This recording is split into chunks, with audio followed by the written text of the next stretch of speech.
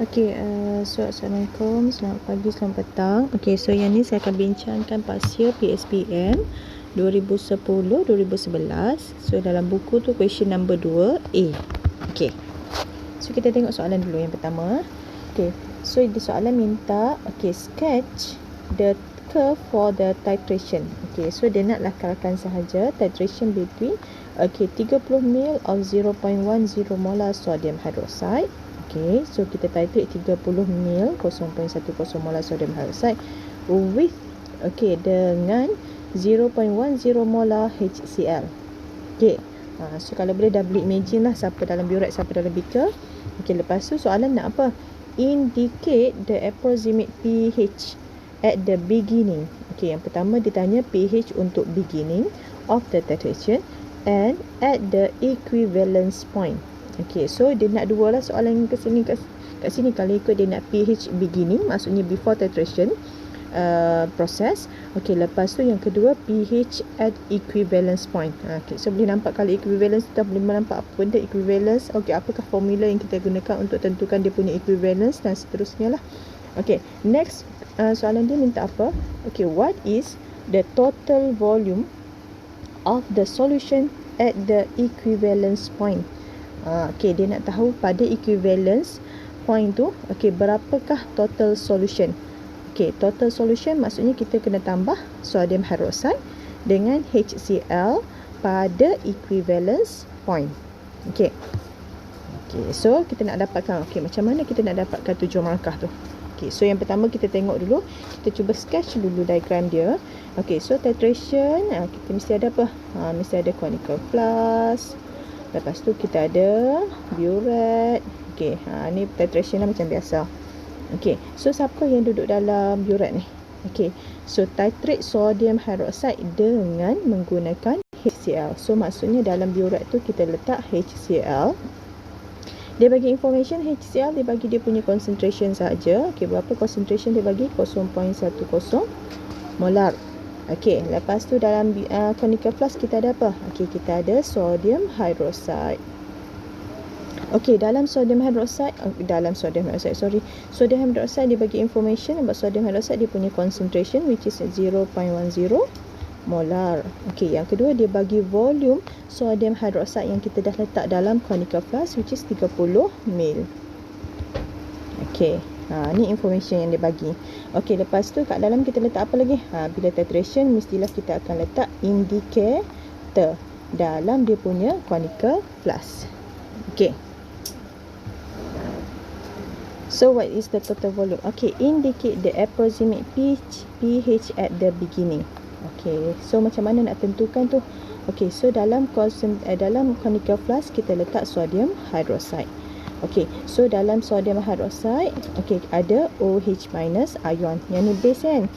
So maksudnya daripada information sodium hydroxide tu before titration, maksudnya dalam conical flask tu ada sodium hydroxide sahaja. Maksudnya daripada sodium hydroxide ni kamu perlu tentukan dia punya pOH dulu.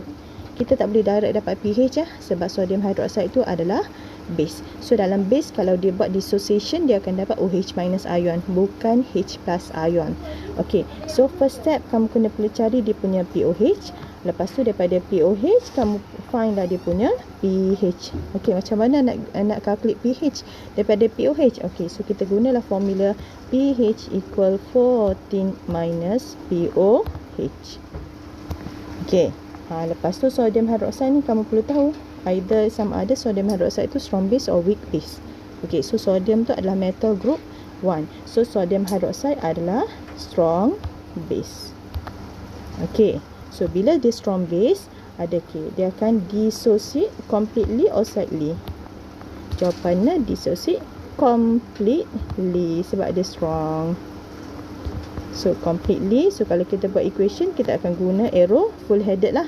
So bila dissociate completely, maksudnya concentration sodium hydroxide sama dengan equal dengan concentration OH minus ion, sebab dia dissociate completely kepada produk which is ion dia lah, Na plus dengan OH minus ion.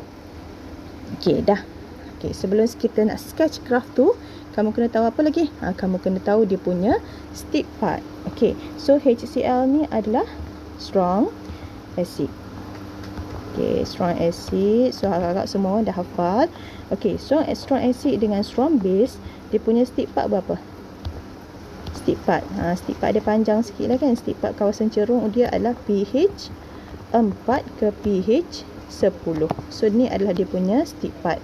Lagi kena tahu apa lagi? Dia punya equivalence point.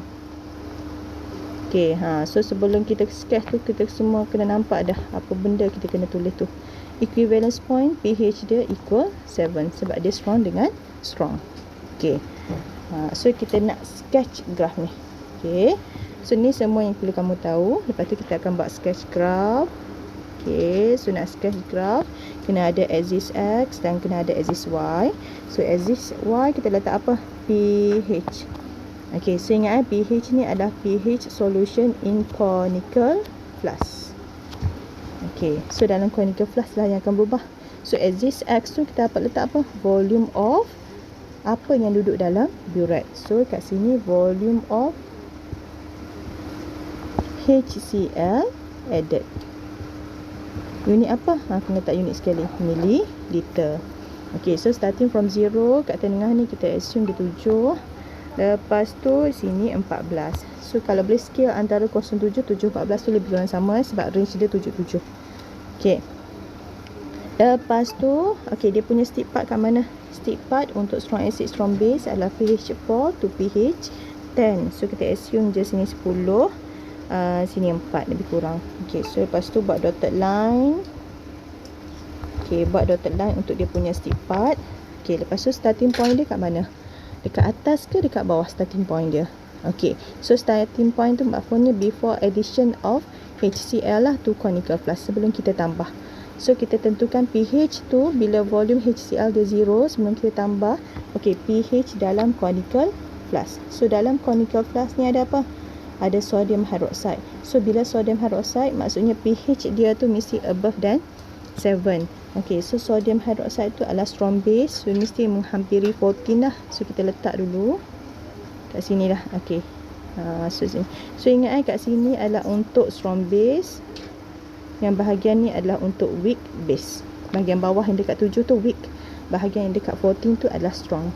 Okay, dia punya stick part kat mana? So dia akan turun lah ni. Bila kita tambah sodium hydroxide, so base dia akan berkurang. Okay, so stick part antara 4, 7. Buat je macam tu. Okay, lepas tu continue. Okay, boleh lah. Kalau boleh kat sini bagi semua, jangan bagi nampak macam petak sangat. Okay, lepas tu nak bagi tahu apa? So stick part tu bahagian cerun tu kena nampak range dia mesti nampak 4, 10. Tak adalah exactly 4, 10, tapi nampak lebih kurang 4, 10. Okay, lepas tu kena buat apa lagi? Dia punya equivalence point. Ni kena label equivalence point. pH equal 7 sebab strong dengan strong. Okay, so kita tengok apa lagi yang tak jawab ni. Okay, equivalence point indicate. Okay, ni dah settle lah yang kita untuk kita sketch graph. Okay, kita tengok soalan pula. Indicate the approximate pH at the beginning. Permulaan kat sini. Selalu kita letak titik je. Okay, so kalau kita nak kira, kita boleh kira lah sebab dalam conical flask kamu adalah strong base. Okay, so bila dia dissociate completely, so maksudnya concentration OH minus dia adalah equals to 0.10, sama. Okay, so kita boleh kira lah. Next kita masuk sini. POH equal negative log concentration OH minus. So negative log OH minus adalah 0.1. Okay, so kalau bila kamu tekan kalkulator ni, log 0.1, so kamu akan dapat 1. Okay, so tu adalah POH sebab dia base. So kita nak pH kan, scale kamu untuk axis Y pun pH. So pH equal 14 minus POH which is 1, so equal 13. So kat sini kamu kena buat apa kat sini? Kat sini tak boleh label dot macam tu je lah, kena label kat sini 13. So dapat markah yang pertama sebab itu soalan yang pertama yang dia nak. Okay, and at the equivalence point. So equivalence point kat mana? Di sini ni kan. Okay, so pH dia adalah pH 7. Ni dah sebut ni, equivalence point. Okay, what is the total volume of solution at the equivalence point? Okay, so berapakah volume pada equivalence point? Okay, so macam mana nak tentukan ni? At equivalence point, okay, berapa volume kat sini? Volume acid yang kita tambah. So kita kena tahu volume acid yang kita tambah dululah. Okay, so untuk equivalence point kena ingat untuk equivalence point, formula apa yang kita akan guna? For point, kita akan guna formula MAVA divide by MBVB equal A divide by B. Okay, so MA dia 0.1. Okay, 0.1. VA kita tak tahu untuk reach kita punya equivalence point. MB adalah 0.1. Okay, VB adalah 30. Equal A per B 1 divide by 1. So bila tekan kalkulator je, saya akan dapat volume acid dia adalah equal 30.0 ml. Okay, so volume acid kat sini yang kita guna untuk reach kita punya equivalence point adalah 30 ml. Tapi soalan bukan tanya volume acid added volume, dia tanya total volume.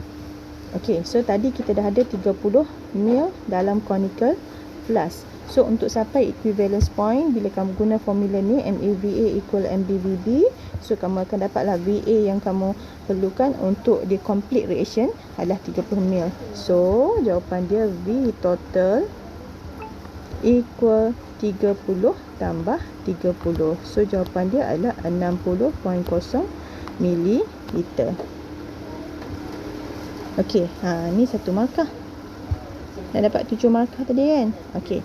So dia punya starting point, dia punya axis 1 markah. Okey, dia punya equivalence point 1 markah. Lepas tu dia punya ni kat sini 1 markah. Okey. Lepas tu kamu punya stick part semua tu dia akan kira 1 2 3 4 5. Okey, 6. Okey, so semua tu adalah markah lah untuk kamu kira ni. Okey.